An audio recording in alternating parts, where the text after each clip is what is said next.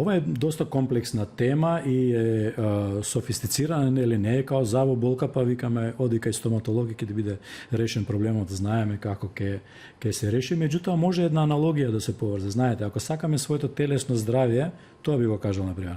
Ако сакаме своето телесно здравје да го задржиме, знаеме колку ни се забите битни, па идеме на стоматолог, нели, и ги правиме забите, исто такви мерки треба да вградиме во својот живот во смисла на заштита на менталното здравје. Кои се тоа? Биолошките, значи активност, спорт, првенствено исхрана здрава, добар воздух, добри здравствени навики, нели?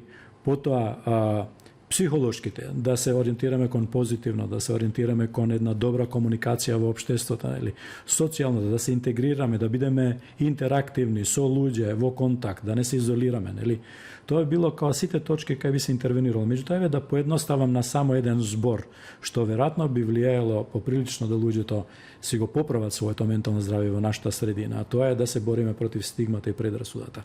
Да знаеме дека кој год ментално здравствен проблем да го имате, им се обраќам на слушателите и гледачите, нели, да знаете дека постои решение за тоа.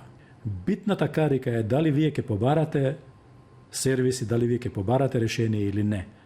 Ако таа карика ја преминете, побарате услуга, од 99% од случаите проблемите се решаваат.